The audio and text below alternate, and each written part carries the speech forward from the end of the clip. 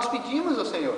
O Senhor está só esperando nós pedirmos, mas com o coração puro e contrito na presença de Deus. E esse irmão veio e me trouxe uma oferta. Era exatamente o que eu precisava para pagar meu aluguel. Era aquilo que eu precisava. Eu estava sem trabalhar, estou ainda. E Deus tem feito isso na minha vida. Não só isso, e outras coisas mais, como na vida espiritual. A minha vida espiritual, posso dizer que tem prosperado cada dia mais, porque eu tenho buscado a presença do Senhor. Não como Deus ainda quer que eu busque, porque todos somos falhos, mas estou buscando a presença do Senhor para que podemos levar a palavra do Senhor. Vamos seguir, porque o tempo não espera. Na aula de hoje veremos o que de fato significa a conhecidíssima declaração de Paulo: posso todas as coisas naquele que me fortalece. Filipenses 4,13. Muitos falsos mestres e doutores interpretam essa passagem fora do seu contexto e extravagantemente ensinam que o crente pode possuir o que quiser, fazer o que bem entender, pois Deus o apoiará em todas as circunstâncias. Que mentira! Que palavra absurda! A pessoa entender isso, dizer que pode fazer todas as coisas e Deus vai te apoiar. Nem sempre o que queremos fazer é o que Deus quer que nós vamos fazer. Deus não aprova tudo que a gente vai fazer. Às vezes a gente quer fazer o negócio certo, com base na palavra de Deus, mas não é a vontade de Deus. Os meus caminhos não são os vossos caminhos, diz o Senhor na palavra dele. Não devemos nos preocupar. Se quer fazer um plano, ora ao Senhor e fala: Senhor, está em tuas mãos. Se for para ser, vai acontecer. Sem dor, sem fadiga, sem preocupação. Entregue na mão do Senhor. Não saia por aí e fale: eu posso fazer tudo, e Deus vai tentar me apoiar. Mentira. Vai arrebentar a cara. E o diabo ainda vai ficar rindo da nossa cara, se a gente fizer isso. Então, não deixe isso entrar na sua mente. Assim, o posso todas as coisas passou a ser usado como se fosse uma mantra. Mantra é um canto de encantamento, um canto que é usado por pessoas que fazem esse tipo de coisa, utilizam magia, essas coisas. Olha para você ver. Utilizam como se fosse um mantra um abacadabra, garanta tudo na vida, independente da vontade divina. Então, quer dizer, somos autossuficientes, não precisamos de Deus. Para que nós vamos precisar de Deus? Se nós podemos fazer tudo, não precisamos de Deus. Para que precisamos de Deus? Não é verdade? E quando esses que pregam esse tipo de heresia, eles não se ligam na força que tem essa palavra. Posso tudo, então eu posso fazer tudo. Tudo o que quer tudo. Tudo envolve tudo. Todas as coisas. Aqui a Bíblia, e quando a Bíblia se refere, é todas as coisas literalmente. Então, como que eu posso fazer tudo? Então eu não preciso de Deus para nada. Uma vez que essa interpretação exótica do texto sagrado é mais presunção do que confiança em Deus, veja bem, e mais triunfalismo do que verdadeira fé, precisamos entender que o que realmente o apóstolo quis dizer quando afirmou: posso todas as coisas naquele que me fortalece. Aquilo que eu já falei, o apóstolo Paulo quis dizer que ele podia padecer fome, ele podia estar preso, podia ser morto na presença, que o Senhor estaria com ele. Essa é o verdadeiro significado dessa palavra. Podia fazer tudo, que Deus estava com ele, padecer fome, ter necessidade, mas também ter abundância, ser preso, ser açoitado, chibotado, enfim, várias coisas, que o Senhor estaria com ele, não o abandonaria.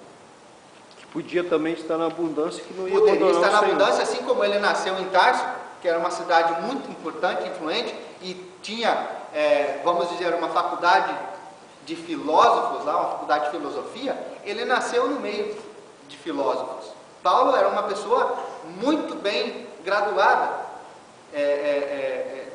em seus estudos.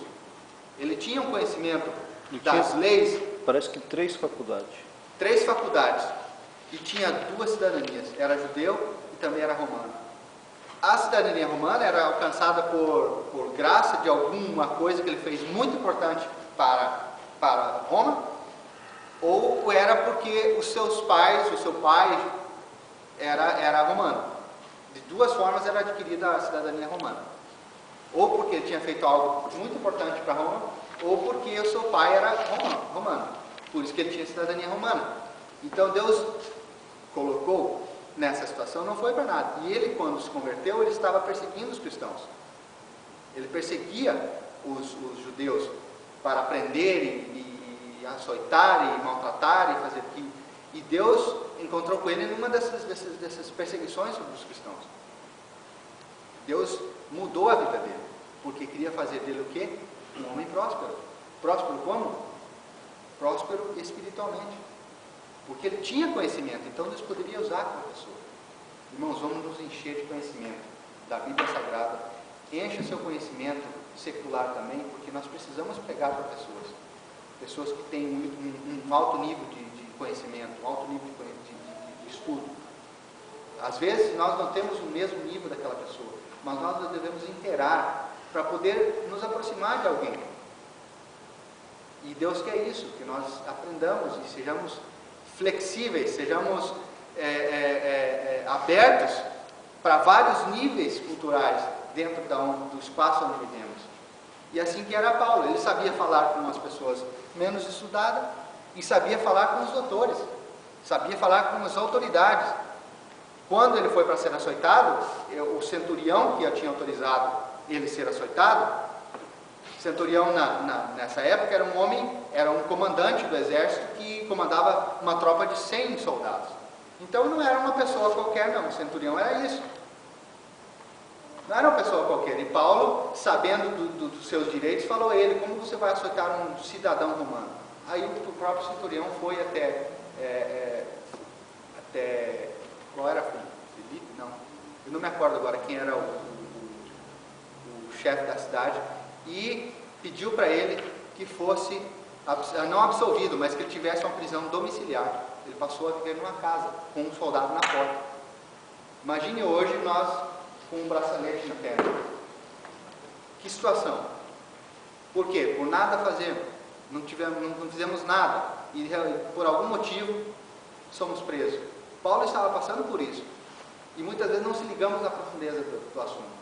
E por isso que ele escreveu essa carta a Filipenses. Posso todas as coisas naquele que me fortalece. Prosperidade na adversidade. Primeira coisa. Primeiro ponto dessa revista. Prosperidade na adversidade. Como podemos ter prosperidade numa área diversa da nossa vida, numa situação difícil da nossa vida? Aqui está a receita: escassez e abundância. Uma das regras básicas da interpretação da Bíblia é a análise do texto de acordo com o seu contexto, aquilo que eu já falei no início. É você analisar o que está sendo falado, para quem, como, que época e de que forma está sendo falado. Não simplesmente pegar um versículo isolado da palavra de Deus e tirar uma conclusão precipitada sobre esse versículo. Por conseguinte, quando alguém, para fantasiar uma existência saudável, rica e isenta de problemas, que é mentira, porque Deus falou que no mundo teríamos aflições, isenta de problemas, fundamenta-se, por exemplo, em Filipenses 4,13. Está perversamente torcendo a palavra de Deus. Além do mais, o próprio Cristo advertiu-nos: tenho-vos dito isso, para que em mim tenhais paz. No mundo tereis aflições, mas tende bom ânimo, eu venci o mundo. Aqui está mais um encorajamento. Jesus, como Filho de Deus, ele podia todas as coisas fazer o que ele bem entendesse. E o que ele fazia, às vezes se calava, não fazia o que aos nossos olhos parecia ser correto.